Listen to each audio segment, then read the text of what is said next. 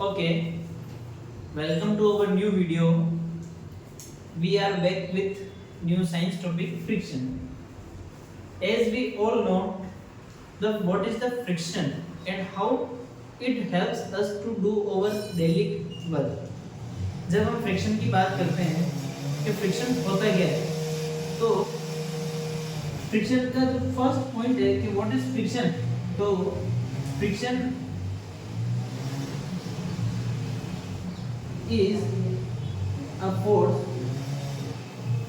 Friction is a force which acts against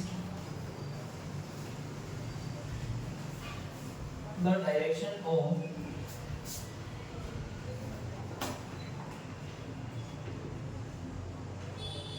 motion. यानी friction एक बल है, एक फोर्स है जो कि किसी भी मोशन के अपोजिट डायरेक्शन में वर्क करता है. जस्ट लाइक मैं अगर इस पेन को इस तरीके से मोशन में रख रहा हूँ, मेरा जो पेन है अभी मोशन में है, तो जो रेजिस्टेंस यानी फ्रिक्शन जो होगा वो क्या करेगा, इस फोर्स को रोकने की कोशिश करेगा, इस मोशन को रोकने की कोशिश करेगा. जस्ट लाइक फ्रिक्शन के अगर मैं एग्जांपल बताऊं आपको, तो आप सभी शूज पहनते हैं, नए शूज लाते हैं, तो नए शूज की जब हम ग्रिप देखते हैं, नए शूज की जब भी हम ग्रिप देखते हैं तो ग्रिप कितनी नई नई नजर आती है ना. लेकिन जैसे जैसे शूज पुराना होता है क्या होता है, ग्रिप घिस जाती है, खत्म हो जाती है. तो ग्रिप गई कहाँ, ग्रिप कहाँ गई, कहाँ गई ग्रिप, कहाँ गई, घिस गई. क्यों घिसी, क्योंकि आपकी जो अर्थ है, क्या है अर्थ में हमने सड़कें बना रखी है ना. तो जो सड़क है हमारी सड़क क्या काम करती है, हमारे मोशन को रोकने का काम करती है, जिसकी वजह से जो हमें फ्रिक्शन की वजह से अलग अलग कार्य कर पाते हैं, है ना. बाय बेटा.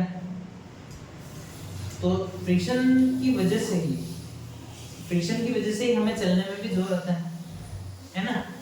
लेकिन फ्रिक्शन की वजह से ही हम चल पाते हैं.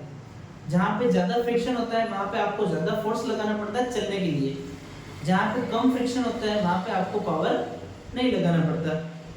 एक एग्जांपल की बात करें तो रोनाल्डो को सभी जानते हैं. कौन है वो, क्रिकेट प्लेयर नहीं, फुटबॉलर है. तो रोनाल्डो या कोई भी और भी फुटबॉलर होते हैं, जब वो बॉल करते हैं तो अपने घुटनों पे स्लिप करते हैं. दौड़ के जाते हैं और घुटनों पे स्लिप करते हैं. कितना दूर तक जाते हैं, बहुत दूर तक जाते हैं.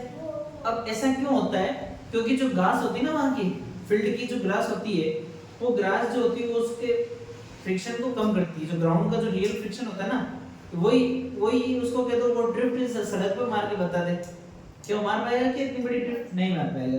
क्यों, क्योंकि सड़क का जो फ्रिक्शन होता है वो एज कंपैरिजन टू ग्राउंड बहुत ज्यादा होता है ना. जब आप सड़क पे अगर आप वो स्लिप मारोगे तो क्या होगा, आप छुला जाओगे, आपकी स्किन जो है वो घिस जाएगी, घिसने की वजह से खून जो है बाहर आ जाएगा, है ना. ज्यादा जोर से घिसाओगे तो हड्डियां भी घिस जाएगी, और जोर से घिसाओ तो पपड़ी बन जाएगी, और जोर से घिसाओ तो पाउडर बन के उड़ जाओगे, है कि नहीं.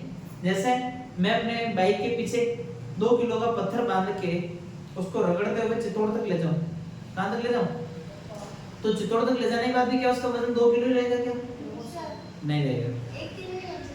हो सकता है 1 किलो बचे, या हो सकता है वो भी ना बचे, है ना.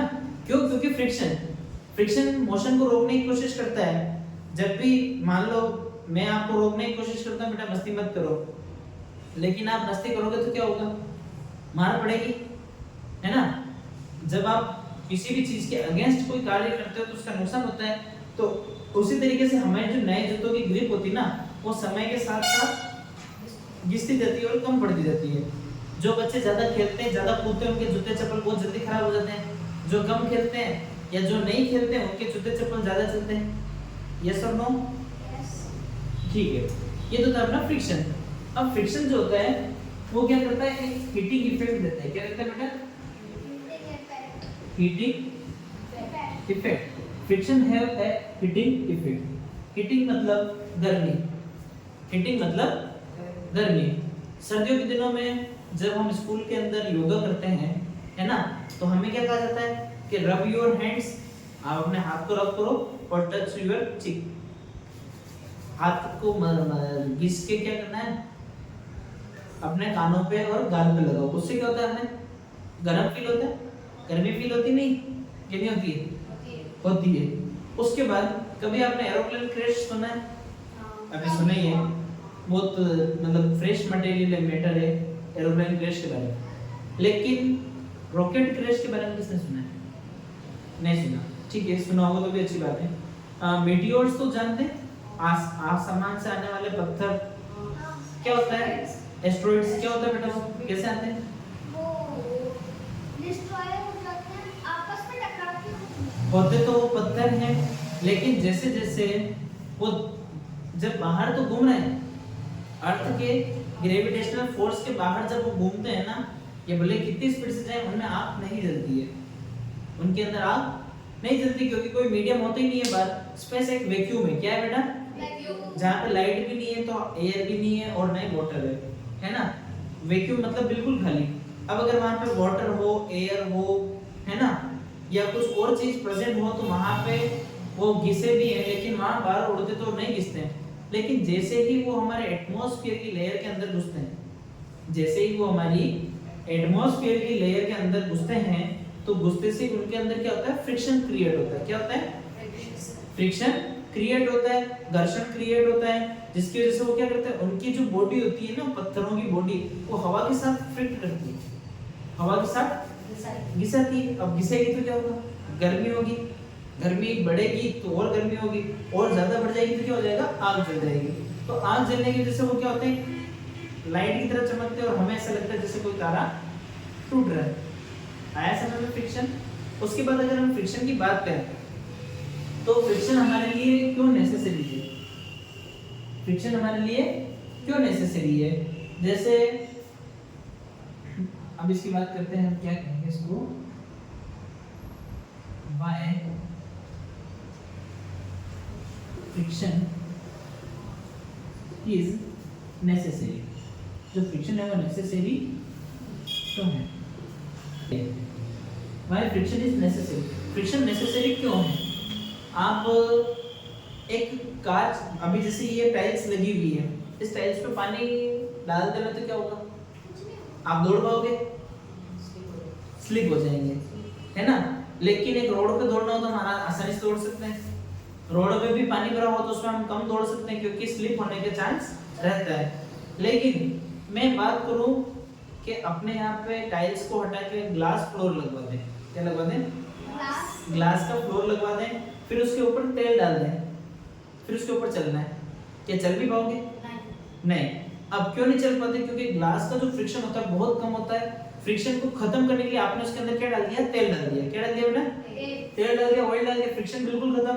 तो आपकी जो ग्रिप है, आपकी जो बॉडी की पकड़ है ग्राउंड के साथ, वो खत्म हो गई, तो आप चल नहीं पाओगे, आपका बैलेंस नहीं बन पाए। सही बात है गलत बात है? सही है ना। तो फ्रिक्शन बनने के लिए, चलने के लिए हमारा सबसे पहले फ्रिक्शन बहुत ही ज्यादा जरूरी है। किसी भी चीज को होल्ड करना है, अभी मेरे हाथ में सिंपल पत्थर हो तो मैं उसको आसानी से पकड़ सकता हूँ। इवन कोई पत्थर है या ये भी है, तो इसको मैं यूं भी कर रहा हूँ, यूं घुमा रहा हूँ तो गिर गिर रहा है। लेकिन इसके अंदर अभी कंचे पड़े हो तो कंचों को यूं घुमाऊंगा तो गिरने का चांस बढ़ेगा। उन्हीं कंचों पे तेल लगा के उनको यूं करूंगा तो क्या होगा? गिर जाएंगे, बहुत इजीली गिर जाएंगे। तो फ्रिक्शन जो होता है वो किसी भी चीज को पकड़ बनाने के लिए, ग्रिप बनाने के लिए फ्रिक्शन सबसे ज्यादा नेसेसरी होता है। यस और नो? यस। आया समझ में फ्रिक्शन? अब कई बार क्या होता है कि इस फ्रिक्शन के कुछ साइड इफेक्ट्स भी होते हैं।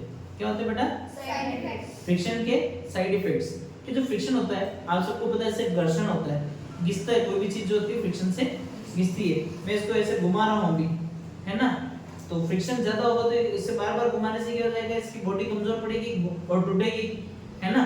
तो उसी तरीके से क्या होता है कि बहुत सारी ऐसी चीजें होती है जहां फ्रिक्शन होता है और उसकी वजह से उसके नुकसान भी होते हैं। तो फ्रिक्शन को कम करना पड़ता है कई जगह पे, किसी जगह पे फ्रिक्शन भी कम करना पड़ता है, क्योंकि उसके साइड इफेक्ट से बचने के लिए, है ना। Side effects of friction. अब फ्रिक्शन का सबसे पहला जो नुकसान होता है उसको अपन कह सकते हैं अपन इरोजन। क्या कह सकते हैं? इरोजन। किसी भी चीज को इरोजन, जैसे मान लो लोहे में अगर फ्रिक्शन आ जाए, आपने बियर क्या कहते हैं उसको, बेरिंग देखा? बेरिंग, उसको बियरिंग्स कहते हैं अपन, लेकिन कॉमन लैंग्वेज में बोले तो अपन उनको बेरिंग कहते हैं। लोहे का एक पहिया होता है ना, मेटल छोटी छोटी बॉल्स आती है, इसलिए उसको हम बॉल बियरिंग कहते हैं। क्या कहते हैं? Ball bearings. ठीक है, तो बियरिंग्स के अंदर क्या होता है? छोटी छोटी बॉल्स होती है ना, लेकिन जब उसको किसी पार्ट्स के अंदर फिट किया जाता है तो उस पे क्या लगाया जाता है? ग्रीस। क्या लगाया जाता है? ऑयल नहीं लगाया जाता, ग्रीस लगाया जाता है। ग्रीस क्यों लगाते हैं? तो क्योंकि बॉल के बीच में जो फ्रिक्शन है ना वो खत्म हो जाए। अब अगर फ्रिक्शन रहेगा तो बॉल घिस जाएगी, घिसेगी, एक ना एक ऐसा टाइम आएगा जब ये बॉल घिस जाएगी और गिर जाएगी, है ना। तो उनको बचाने के लिए उसके अंदर क्या किया जाता है? ग्रीस भरा जाता है ना। अपनी बाइक होती, बाइक में भी अलग अलग पार्ट्स, साइकिल में भी अलग अलग पार्ट्स को फ्रिक्शन से बचाने के लिए हम क्या करते हैं? ऑयलिंग करते हैं। फिर फ्रिक्शन बढ़ता है, जैसे बारिश के दिनों में हम अपनी साइकिल का हैंडल देते हैं तो टाइट हो जाता है, या पेडल जो होता है वो फंस के चलने लग जाता है ना। बहुत सारी दिक्कत आती है, तो हम उसके अंदर क्या करते हैं? ऑयलिंग करते हैं ना। ऑयलिंग से फिर साइकिल भी स्मूथ चलने लग जाती है, हैंडल सीधा घूमने लग जाता है, घूमता है नहीं घूमता है। तो ये फ्रिक्शन कुछ साइड इफेक्ट्स होते हैं जिसको वजह से हम उनको कम करते हैं, लेकिन कई जगह पे फ्रिक्शन कम हो जाता है। कई जगह पर फ्रिक्शन अगर कम हो जाए तो उसको बढ़ाना भी पड़ता है, फ्रिक्शन को बढ़ाना भी पड़ता है। बढ़ाने के लिए क्या किया जाता है? उसके सरफेस को खुरदरा बनाया जाता है। क्या बनाया जाता है? खुरदरा या अनइवन, है ना। जैसे मुझे पहाड़ पे चढ़ना है, पहाड़ पे गोल गोल चट्टानें होगी तो क्या चढ़ पाऊंगा? क्या गोल गोल चट्टान पे नहीं चढ़ सकते ना। तो पहाड़ की चट्टानों पे चढ़ने के लिए मेरे को वहां फ्रिक्शन होना बहुत ही ज्यादा जरूरी है, तो इसीलिए फ्रिक्शन को कम किया जाता है कई जगह पे, है ना। आ रहा है समझ में? यस और नो? Yes sir. ठीक है बेटा, तो ये था हमारा फ्रिक्शन। क्या था बेटा? फ्रिक्शन। तो the factors which affects the friction, यानी ऐसे कुछ फैक्टर्स जो कि ऐसे कुछ फैक्टर्स जो कि फ्रिक्शन को इफेक्ट करें, जिसकी वजह से फ्रिक्शन पे कोई फर्क पड़े या ना पड़े, उसकी हम बात करते हैं। तो उसमें हमारा फर्स्ट पॉइंट आता है the irregulation of surface. The irregulation of surface. Irregulation का मतलब कि कोई भी सरफेस कितना हार्ड है, कितना रेगुलर है, या यानी स्मूथ, रेगुलर यानी सरफेस जो है फ्लैट है या इररेगुलर है। अगर मैं एक एग्जांपल की बात करूं,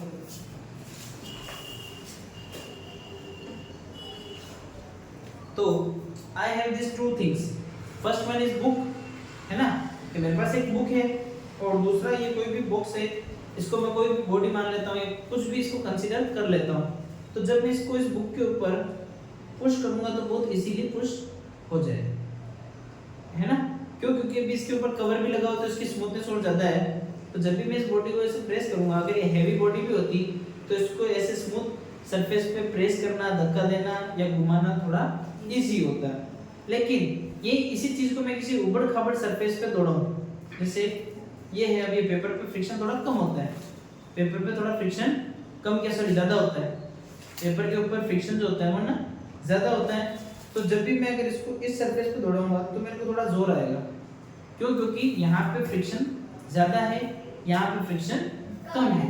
क्यों? क्योंकि ये जो सरफेस है वो रेगुलर है। क्या है? रेगुलर। लेकिन ये सरफेस अनइवन है, उबड़ खाबड़ है, तो उबड़ खाबड़ चलाने के लिए मेरे को ज्यादा जोर करना पड़ता है। सेकंड पॉइंट की बात करें, फर्स्ट वाला आया समझ में आपको? Yes sir. कि रेगुलेशन, ये सरफेस होता है, इसको हम रेगुलर सरफेस कहते हैं। क्या कहते हैं बेटा? Regular surface. रेगुलर। लेकिन इस सरफेस को हम क्या कहते हैं? इररेगुलर। क्या कहते हैं बेटा? Irregular surface. Irregular surface. फिर आई हमारी बात, when two surface pressed very hard, जब दो सरफेस को बहुत ही हार्ड तरीके से दबाया जाता है। प्रेस्ड, जब ये घुमाते हैं ना हम, फ्रिक्शन बढ़ता है। जब दोनों हाथों को हम आपस में दबा के किसी चीज को जोर से मसलेंगे, है ना। अभी आप अपने हाथ को ऐसे मसलोगे तो क्या होगा, जो मिट्टी होगी वो मैल बन के उतर जाएगी अभी तक, है ना। लेकिन और जोर से करेंगे, और जोर से करेंगे तो क्या होगा, गर्मी बढ़ेगी, है ना। ये तो होगी अपने हाथ की बात। लेकिन जब मैं किसी गाड़ी को हल्का सा टच करता हूँ, है ना, या उसको बिल्कुल ऐसे टच करके पास से निकालूंगा तो क्या होगा, सिर्फ स्क्रैच आएंगे। लेकिन वही उस गाड़ी को जोर से दबा के उसके पास से निकालूंगा तो क्या होगा, गाड़ी फूटेगी, फूटेगी ना। It is just because of friction. क्या होता है बेटा, फ्रिक्शन, नॉट फ्रिक्शन, फ्रिक्शन, है ना। फिर हम बात करें द रेगुलरिटी और स्मूथनेस ऑफ सरफेस। कैरम सभी ने खेला, कैरम खेलते हैं, आज ही खेला हमने। हाँ। तो जब कैरम बोर्ड होता है ना, अगर वही कैरम बोर्ड के पार्टी को आप रिप्लेस कर दो किसी नॉर्मल पार्टी से, क्या उस पे आपकी वो दौड़ेगी, क्या कहते हैं उसको, स्ट्राइकर। तो क्या वो स्ट्राइकर इतने अच्छे से काम करेगा, हैं, नहीं करेगा ना। या फिर आप अपने कैरम बोर्ड के ऊपर कट लगा दो, बड़े बड़े कट लगा दो, तो क्या स्ट्राइकर दौड़ेगा, नहीं दौड़ेगा। तो सबसे पहले जो कैरम बोर्ड होता है ना, उसकी प्लाई जो होती है, प्लाईवुड जो होती है, बहुत स्मूथ होती है, स्मूथ कलर किया होता है उसके ऊपर, है ना, कलर किया होता है ना उसको स्मूथ बनाने के लिए। तो कैरम बोर्ड जो होता है उसका सरफेस सबसे पहले रेगुलर होता है। क्या होता है बेटा, फिर भी वो जो सरफेस होता है, लेकिन लकड़ी होती है वो, तो हो सकता है बारिश के हिसाब से, सीलन के हिसाब से वो थोड़ी सी इरेगुलर हो जाए, उसका स्मूथनेस थोड़ी कम पड़ जाता है। हम क्या करते हैं, उसके ऊपर पाउडर डालते हैं, पाउडर डालते हैं, पाउडर डालने से कितनी इजीली दौड़ने लग जाती है, यस और नो। वो एसएस का पाउडर डालते ना, तो ऐसे मतलब वो पत्थर वाला पाउडर आता है, तो उससे मिट्टी के छोटे हाँ, तो स्मूथनेस, जब भी एक तो सरफेस रेगुलर होना जरूरी है ना। जब रेगुलर सरफेस होगा और उसकी स्मूथनेस ज्यादा होगी तो वहाँ पर फ्रिक्शन जो होगा वो कम हो जाएगा। जैसे हम सड़क पे चलते हैं, है ना, नॉर्मल चलने वाला आदमी नहीं गिरेगा, लेकिन आपने कविता सुनी थी कि लाला जी ने केला खाया, केला खा के मुंह पिचकाया, है ना, केला खा के छिलका वहीं डाला, फिर क्या किया, जैसे ही लाला जी आगे बढ़े, उनका पाँव किस पे लगा, केले के छिलके पे, वो आदमी गिर गया। कहानी सुनी थी ना हमने, लाला जी गिरे धड़ाम, मुंह से निकला फायर। तो लाला जी क्यों गिरे थे, क्योंकि उनका जो पाँव था वो केले के छिलके पे लगा। अब केले के छिलके पे लगता है तो क्यों गिरते हैं, जबकि आम के पत्ते पे लग रहा है, आम के छिलके पे लग रहा है, तो हम नहीं गिरते हैं। क्योंकि जो केले का छिलका होता है ना, उसका जो गल्फ होता है उसका, है ना, उसके ऊपर छोटे बम्स रहते हैं। बम्स नहीं बेटा, जो केला होता है ना, केला, उसके छिलके की एक खासियत है कि अगर वो उल्टा पड़ा है ना, अंदर की साइड से खुला हुआ बाहर पड़ा है, तो क्या होता है कि बिल्कुल फिसलन क्रिएट कर देता है, वहाँ फ्रिक्शन बहुत कम कर देता है, जिसकी वजह से क्या होता है, वो अब हम जिस चीज पे पाँव लगता है और हम नीचे गिर जाते हैं। आया समझ में फ्रिक्शन।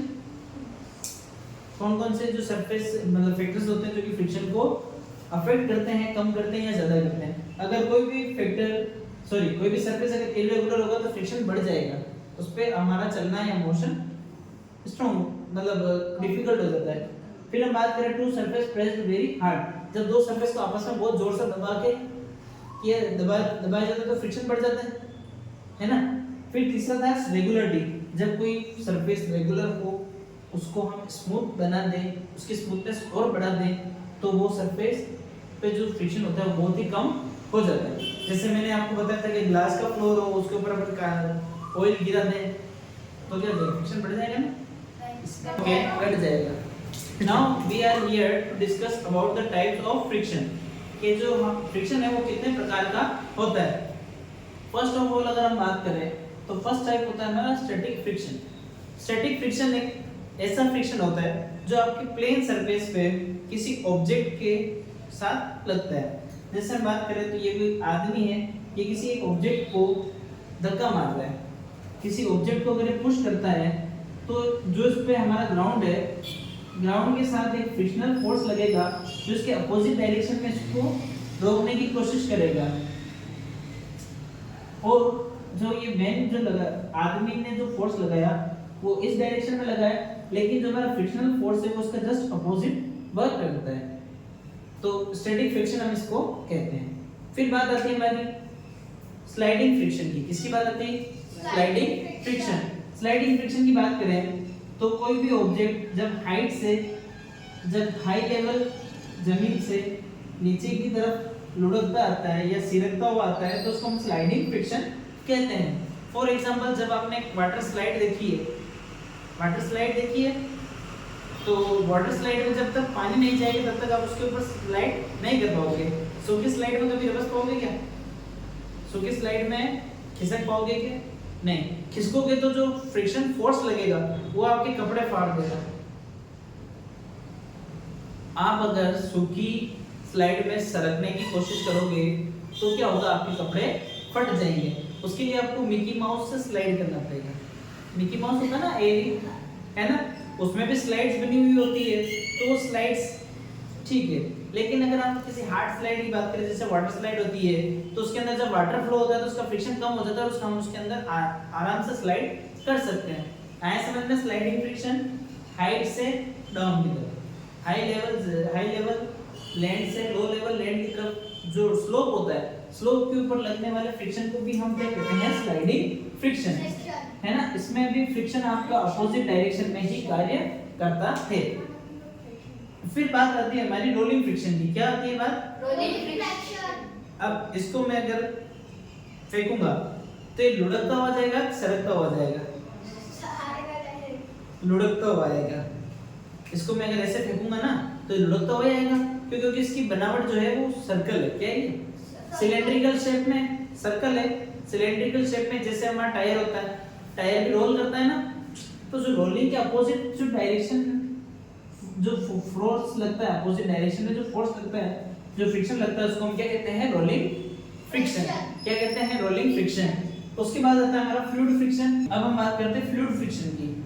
फ्लूइड की बात करें तो जब भी कोई चीज पानी के अंदर हो या हवा के अंदर, एयर के अंदर भी फ्रिक्शन है, हमें पता है। जो एस्टेरॉइड्स को और मीटियोर्स को डिस्ट्रॉय कर देती है, गर्मी की वजह से आग लग जाती है, क्योंकि वहां पे भी कोई एक फ्रिक्शन काम करता है। फिर पानी की बात करें तो जब पानी पे नाव चलती है तो नाव पानी के साथ चल सकती है बहाव में। जब पानी उधर बह रहा हो तो बिना फोर्स के भी नाव चल सकती है, उसको कोई फ्रिक्शन की जरूरत नहीं होती। लेकिन जब अपोजिट डायरेक्शन में जाना हो तो फ्रिक्शन लगेगा ना, उसी को हम क्या कहते हैं? Fluid friction. क्या कहते हैं? Fluid friction. ये आपका बोट पे, इस पे बोट पे काम कर सकता है, शिप पे भी काम करता है। फिर जो हवा में उड़ते हैं ना, कौन उड़ते हैं? प्लेन। मेरे को प्लेन बनाना नहीं आता है ना, ये एयर इंडिया प्लेन है, ठीक है। तो जो एरोप्लेन होता है ना, एरोप्लेन पक्षी वो उड़ते, उनके भी एक फ्रिक्शन काम करता है, उसको हम कौन सा फ्रिक्शन कहते हैं? Fluid friction. क्या कहते हैं? Fluid friction. आया समझ में? ये